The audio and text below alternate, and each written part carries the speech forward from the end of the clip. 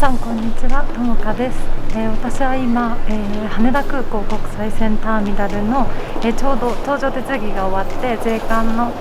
申告が終わったところです。そして今からアメリカに、出国するんですけど、去年よりもすごい人が多くてびっくりです。やっぱりもうアメリカがちょうど今週から PCR 検査が必要なくなったので、それで結構自由に海外旅行を行き来できるようになるんじゃないかなって思ってます。今から17時間半飛行機に乗るので、ちょっとかなり長旅なんですけど、飛行機で寝れるかちょっと心配です。あと隣に人がいなければいいんですけどね。結構ネットで席を事前に予約した時にもう結構埋まってたので、それも心配です。で今日からしばらく3ヶ月間アメリカに滞在する予定なので、アメリカの、様子とかもVlog でお届けできればなと思ってます。ちょっと日本の投稿は減っちゃうんですけど、楽しんでもらえたら嬉しいです。こんなに人がたくさんいます。去年来た時は後ろの免税店とかも結構めちゃくちゃ閉まってたんですけど、今回はもうだいぶ空いてますね。なのでお買い物とかもすごい便利になったと思います。あと今回感じたのが、私今回デルタ航空利用するんですけど、なんかあんまり搭乗する人がその時いなかったので、手続きの手伝いもすごい丁寧にやっていただいたので、それはすごい助かりました。普段だったらもうすごい行列で機械も人も待つと思うんですけど、今回はもう私1人に対して3人がかりぐらいで手伝っていただいたので、すごいありがたかったです。でデルタ航空は2021年の春ぐらいからかな、去年からですね、手荷物2個目が有料で100ドルになったんですね。だいたいどこも2個無料だと思うんですけど、1個のみ無料で2個目は有料になってしまったので、そこだけ注意していただけたらと思います。で一応お金は日本円でもドルでも支払えるので、そこはいいんじゃないかなと思いました。今搭乗ゲートの目の前に来てるんですけど、かなり人が並んでるので、多分隣に人が来るんじゃないかなと思います。心配ではこれから搭乗するので、また機内の様子をお届けします。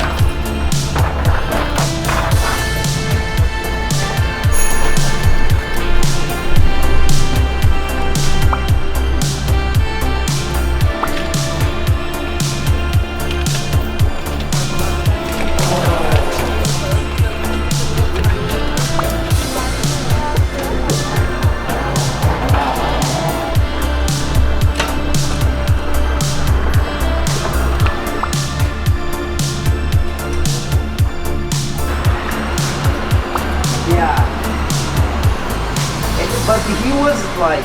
maybe another. Next up is for e-gaze. E as in echo.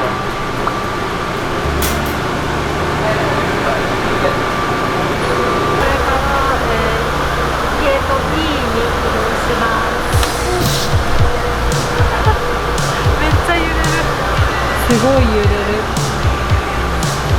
こ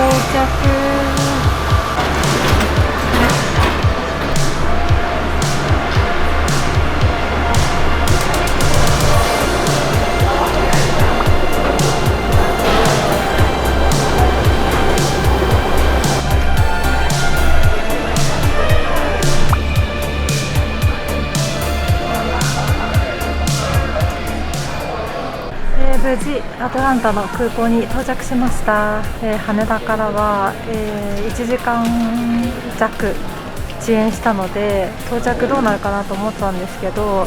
一応乗り継ぎ時間は3時間ぐらいかな、余裕を持ってたのでなんとか乗り継げました。入国するのには1時間ぐらい1時間以上待ったので、やっぱりアメリカの国内線乗り継ぎは余裕を持たないとダメだなって改めて思いました。でしかも今日特にすごい到着便が重なったのがすごい人がいっぱいいて本当に待ったんですよね。で入国審査の手続きをしてくれる人も3人ぐらいしかいなかったので余計混んでたのかなと思います。で聞かれたのは滞在日数とあと何しに来たのかっていうのと以前来たことがあるのかっていう、そんな簡単な質問内容でした。で、今回アトランタの空港で乗り継ぎなんですけど、アトランタの空港ってすっごい広いんですよ。でターミナルが結構多いんですね。世界三大なんとか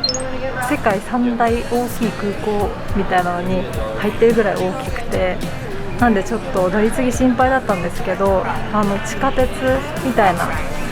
モノレール地下鉄ですかねで簡単にすぐ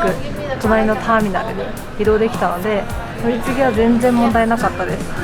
なんで、大きい空港だったから心配はあったんですけど、アトランタの乗り継ぎ入国だけですね、国内線乗り継ぎは全然問題なかったです。なんでこれからアトランタでアメリカ乗り継ぎされる方は特に心配はないんじゃないかなと思いました。映像で残せるところが少なかったのでちょっと分かりづらいかもしれないんですけど、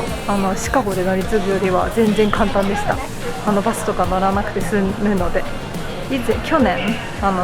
シカゴで乗り継ぎだった時は結構大変だったんですよ。なんでアトランタ乗り継ぎは割とおすすめです。乗り継ぎ時間3時間ぐらい空ければ問題ないと思います。で今回羽田から10時間ぐらいかな12時間ぐらいですかね飛行機乗ってたんですけど一睡もできなくて、生まれて初めて映画全部で5本見ました。本当に全然寝れなかったです。いつもは映画見てたら眠くなるんですけど、今回全然眠くならなくてほぼオール状態です。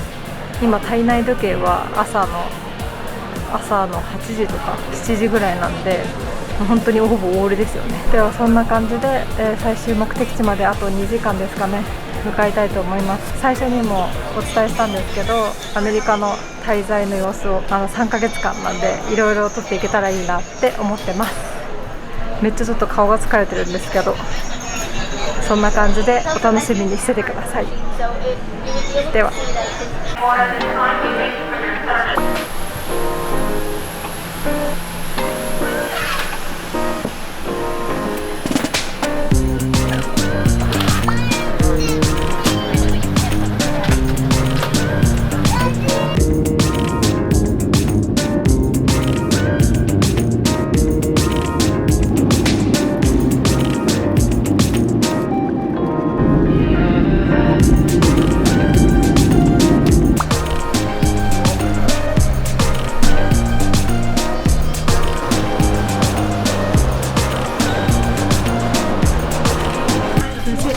バルチモア空港に到着しました。今体内時計は、朝でこちらは夜です。昼夜逆転ですね。めっちゃ眠いしめっちゃ疲れました。